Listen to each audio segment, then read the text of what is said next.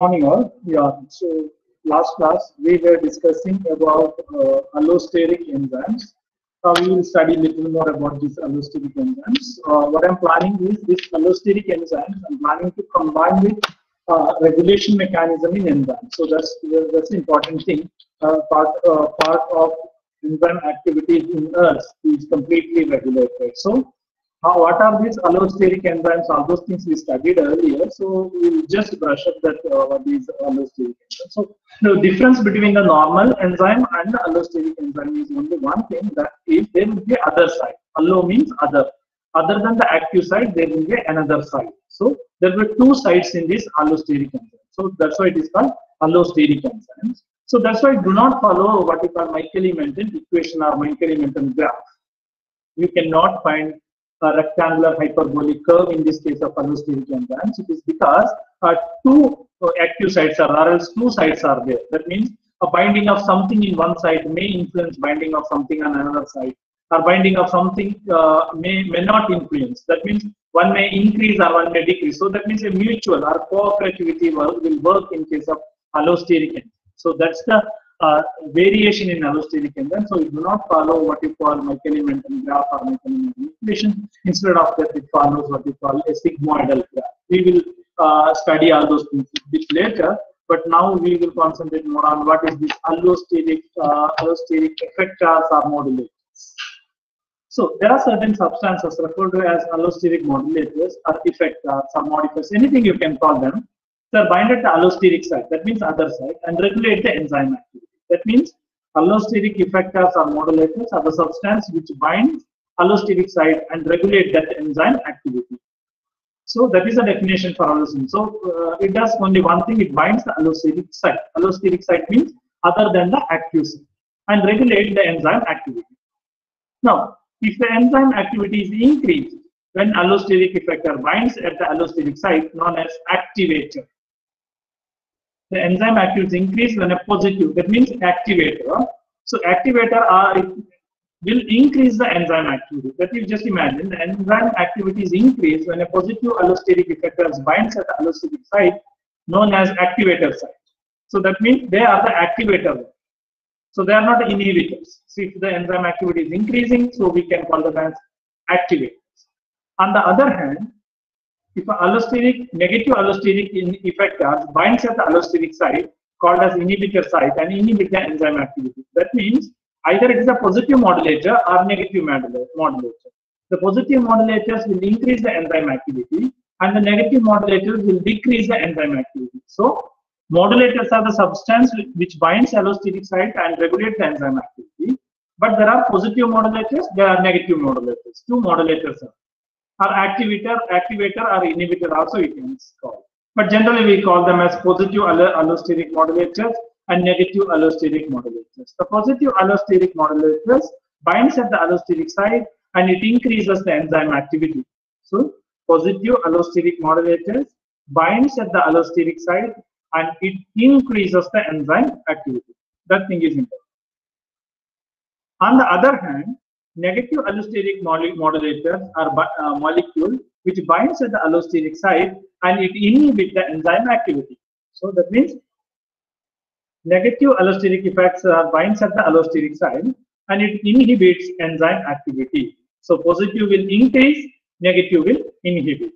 So allosteric effectors are the molecule which binds at the allosteric site and regulate the enzyme activity. Positive will increase the enzyme activity and negative will decrease or inhibit the enzyme activity. So there are two major types under allosteric effectors.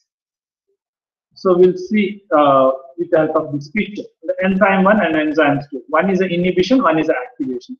On the right side you can see activation, on the left side you can see inhibition. So first one will take enzyme 1. There is an active side, there is an allosteric side.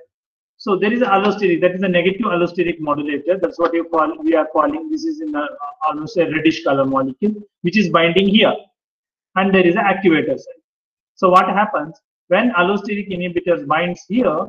This site will change its conformation, so substrate cannot bind, it cannot form the product. So that's the important thing. So allosteric site will have its own conformation. When molecule binds here, if it is a negative modulator inhibitor, it binds here. So what happens? There will be a conformation change in the conformational change in the active site. I hope you know the difference between conformation and configuration. That thing should come in your mind when we talk about conformation.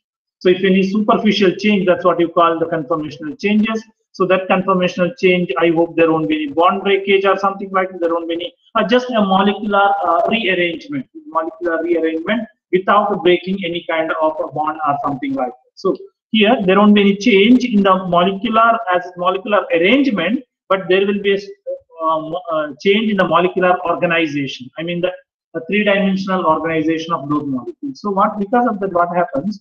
The site will change its shape. Substrate cannot bind. So substrate cannot bind means it cannot form the product. That means the whole process of enzymatic reaction is stopped here. So that's why it is called as negative allosteric modulators. It is the modulator which modulate or which change the property or change the enzyme process of enzymatic reaction. But negative modulator just binds. It changes the conformation of what you call substrate binding site or active site. Substrate cannot bind. It cannot form the product. But if you see the second case where if it is the activator or positive allosteric modulator, then what happens? The activator binds. It changes the conformation of active site in such a way that the substrate can easily bind. That's important. So it changes conformation of active site in such a way that the substrate can easily bind and it can form the product.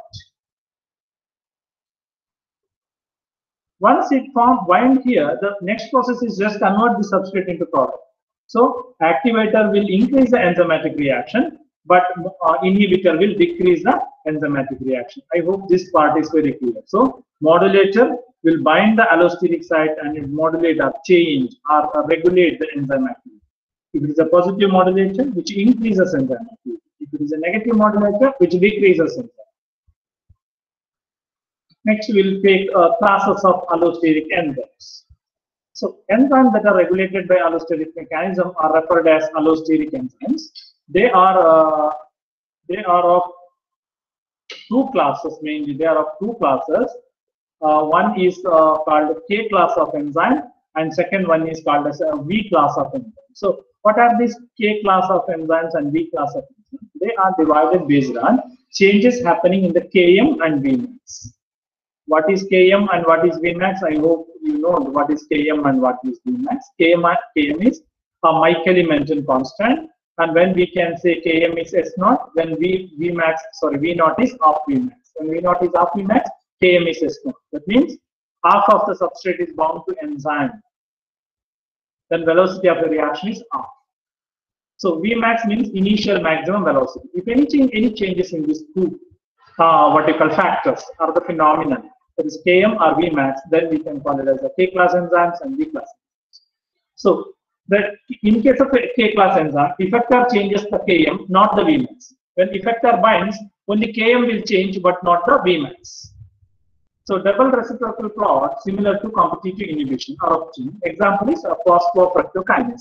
Example for a K class enzyme is a PFK we call phosphofructokinase. So that enzyme will come in glycolysis. When you study glycolysis, maybe next semester, you will understand better and the better mechanism of phosphofructokinase. So this is the enzyme which are categorized under K class. So what happens in case of K class enzyme? Inhibitors or else modulator binds. So Km will change. There won't be any change in Vmax. So Vmax is unaltered. Km is altered or changed. So when it changes like that, Km change and Vmax, there is no change in Vmax. So if you plot a double reciprocal plot, which is similar to competitive inhibition. So when we talk about all these factors, or else what you call the K class, you should remember competitive inhibition. So competitive inhibition, you should remember there will be a competition between the substrate and product, the inhibitors. So based on the concentration, it binds and inhibits the activity. So same thing is here. The K class enzymes activity is also similar to competitive inhibition. Example is phosphofructokinase. And there is another class. That's what we call V class of allosteric enzymes. Here, when effector binds, there won't be any change in Km, but there will be a change in Vmax.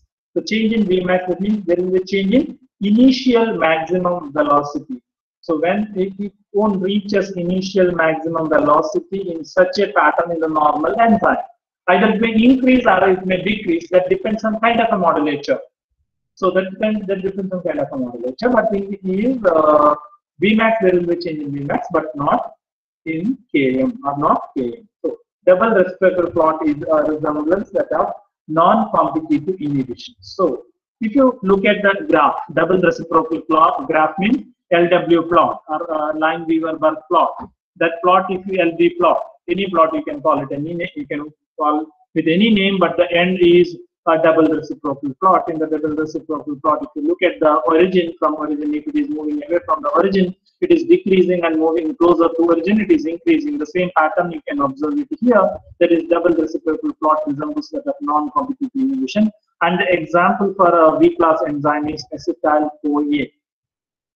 Acetyl-CoA carboxylase is the example for V-class of allosteric enzyme, and for K-class of allosteric enzyme, phosphofructokinase. You should remember at least one example for K-class and one example for V-class. So V-class, Vmax will change, K-class, Km will change. So they are divided based on what is the influence of effector on Km and Vmax. So Km changing means there will be change in affinity. So affinity between the substrate and enzyme will change if you change the Km. So that depends. If Km is decreasing, means affinity will increase. If Km is increasing, means affinity will decrease. Both the possibilities are there. Because in allosteric enzyme, when we talk about two sides are working in a simultaneous pattern like a cooperative mechanism. So there are heterotropic and homotropic. In heterotropic, the binding of A will influence the binding of A. In case of heterotropic, binding of A will influence the binding of B. In homotropic, the binding of A will influence the binding of A. I hope you are getting what I am telling. If binding of A, that means a molecule A will influence same molecule A in binding next side. So it is called homotropic. If it is heterotropic, the A will influence some other molecule. You can consider as a B. So if A is influencing B, then it is heterotropic. If A is influencing A, then it is called homotropic. All those mechanisms are there.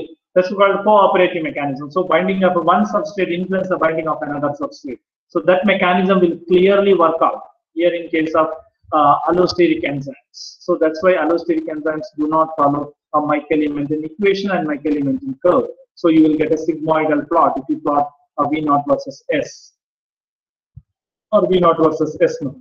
So I hope this part is clear. There are two classes, a K class and V class. K class you will get a there will be a change in Km, there is no change in Vmax. In case of V class, Vmax will change, but there is no change in Km. An example for K class is phosphofructokinase. An example for V class is acetyl-CoA carboxylase. Next is examples for modulators. I'm giving two examples. In case of phosphofructokinase enzyme, involving glycosylases are inhibited by ATP. I hope you are getting idea of negative modulators and positive modulators. That means ATP will inhibit, but that same enzyme is activated by AMP as well as ADP. AMP as well as ADP will activate this phosphofructokinase or PFK, but ATP will inhibit. So in case of phosphofructokinase, ATP is the negative modulators or negative modulators which decreases the activity. And AMP as well as ADP. AMP means adenosine monophosphate. ADP means adenosine diphosphate. ATP means adenosine triphosphate. I hope this part is clear, because this ATP is the cellular currency. AMP and ADP is not the currency, but it is a precursor molecule to synthesize or to form ATP. So AMP as well as ADP is the activator. ATP is the inactivator, or else we can call it inhibitor for phosphofructokinase. Next example, what I'm taking is isocitrate dehydrogenase. This enzyme is commonly, you can see in case of a Krebs cycle. Krebs cycle is the next part of glycolysis. So in case of Krebs cycle, you can see this, and here it is inhibited by enzyme called ATP. Sorry, it is inhibited by ATP and activated by ADP as well as NAD. So NAD is a coenzyme. So NAD can also activate this ADP, as usual, it can activate isocitrate dehydrogenase. That means in both the cases, I'm giving like phosphofructokinase as well as in case of isocitrate, I'm giving a clarity on the part of negative modulators as well as positive modulators. But you don't get confused between K class and B class enzymes. This you can classify or put it under any category. There is no problem with regards to that. But the thing is, you should understand K class and B class in one way, and you should understand the positive and negative modulators in another way. So these negative positive modulators will increase the activity, negative modulators will decrease the activity. So in case of phosphofructokinase, ATP will decrease, even though ATP is the largest, the largest available currency in our cellular system, or the energy source in our cellular system, but they are inhibiting it. That's a little strange, but that's a strange mechanism what you can see in case of allostetic enzymes that you don't see in case of normal enzymes. And in case of same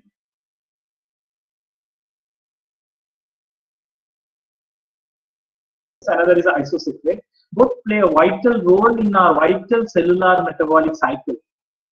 Very important role in the vital cellular cycle. That means anything what we consume, it should go through the cycle of what you call, if oxygen is available in the body, it will go through a cycle of glycolysis. So glycolysis is a must and it is a necessary step to take these low energy molecules or the molecule or reductants to the next stage called as Krebs cycle, then to ETC, electron transport chain, and produce the energy.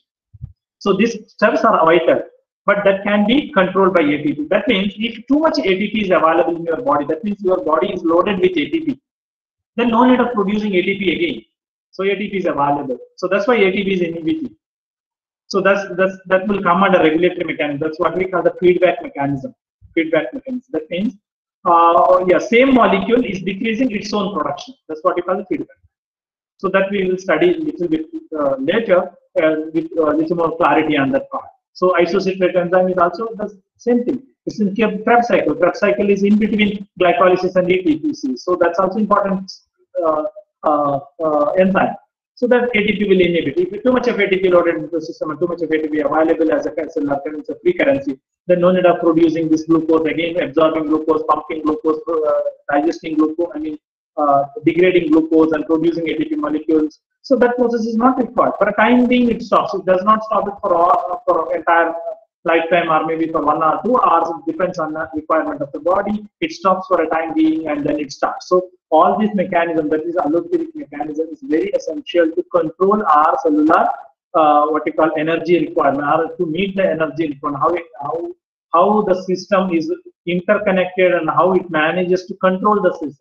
The enzyme activity, product formation, amount of product formation, amount of substrate availability, amount of the intermediate formation. All those things are very important. So allosteric enzyme has got a quite promisable role in the metabolic process in our system. The next is important thing with related to how this allosteric enzyme works in our system. So when we talk about the enzyme can exist in 2 forms. One is called TENS or T form. Another form is called R form. R form is a relaxed form. T is the TENS form. So tense and relaxed nature. So if the enzyme is tensed, means it cannot work in a very what we call highest. It cannot show its maximum turnover number. I hope you remember what is turnover number. Turnover number means a number of substrate molecules can be converted into product per unit time per enzyme. So that will reduce here in case of tense form.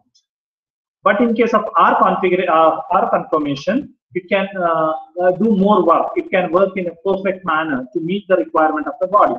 So who will maintain this tense and relax? This balancing is very essential to control the activity, balancing between the tense and R. Who will do that? There is an allosteric activator or substrate. It may be allosteric activator or you can normal substrate, which will shift this enzyme from a tense format to R form, or the tense form to R form. That means a more substrate can bind, a more product it can form. But if inhibitors are there, what it does, inhibitors will shift this R form to T form.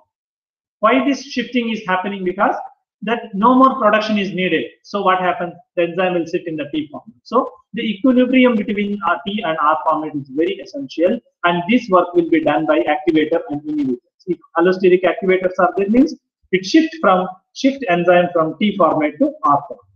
If allosteric inhibitors are there, means it will shift R form enzyme into T form. So the less number of products are formed. So these two forms are very important, and these two conformation, that means a T conformation and R conformation maintenance, is also very important. We'll have a look under the picture. So here you can see there is an enzyme. You can see the blue color and green color. You can see the modulators. So what is really happening? T and R forms. So when a modulator fixed here, it has to form enzyme, I mean the altered enzyme activity. This altered enzyme activity, in the sense, it may be increased enzyme activity or decreased enzyme activity. So altered enzyme activity, you can put it in any form, and you can tell, you can present it in any form. It may be increased activity or decreased activity. So what happens if you plot a graph in case of TENS and R format, in case of allosteric enzyme? You will get, you can see here in first class, you can see you are plotting a rate of reaction versus substrate concentration. Normal reaction, normal enzyme, not allosteric enzyme. You will get a rectangular hyperbolic curve, which I mentioned in case of this graph. In the color, or in pink color, you can see a graph which is rectangular hyperbolic curve. That is not a normal what you call allosteric. But you see next a blue color, sky blue color line, which is almost in the shape of S. That is called sigmoidal curve. So why this sigmoidal curve is appearing? It's because this allosteric enzyme shows a cooperative mechanism. Because of cooperative mechanism, a binding of one molecule is influencing binding of another molecule. That means a modulator is influencing binding of a substrate. So it do not follow Michaelis-Menten equation, and it will have an influence on the activity of the enzyme, that is Vmax and Km. So it will alter the the curve. So you will get S-shaped curve. So if someone asks what kind of curve you will obtain in a modulator, in the presence of modulator, you can, without any doubt, you can tell it is what we call sigmoidal curve. It is not a rectangular hyperbolic curve, but it is a sigmoidal curve. Why you are getting a sigmoidal curve? Because it do not follow Michaelis-Menten equation or the Michaelis-Menten format. It's why it do not follow Michaelis-Menten equation. It's because there is an influence of other molecule, that is the modulator. So in the same thing, you can see allosteric activator, the same reaction I changed it in the presence of activator and inhibitors.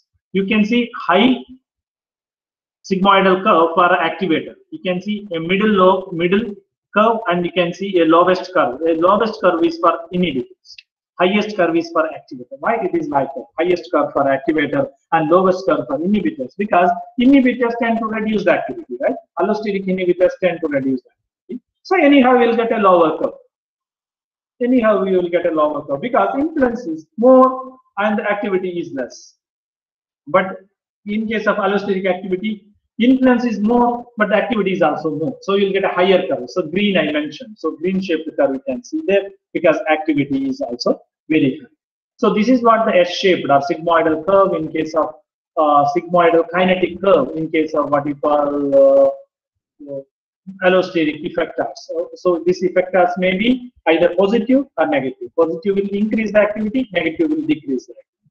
So this activity is in the form of a cooperative mechanism. So cooperative mechanism means a binding of this green molecule, it will influence the binding here. That means it changes the conformation of enzyme, so it influences the binding of active sites. Another maybe substrate. If a substrate is influencing binding of another substrate, then we can call it as a homotropic cooperative. If a substrate is decreasing or reducing the active binding of a substrate, then we can call it as a negative homotropic cooperativity. I hope you are getting. Homotropic cooperativity means a binding of substrate influencing the binding of another substrate. If a binding of substrate influences binding of substrate in a positive way, we call positive homotropic cooperativity. If binding of substrate influences negatively on the binding of another substrate, we call it as negative homotropic cooperativity. But if a modulator influences binding of substrate, then we can call it as heterotropic cooperativity. If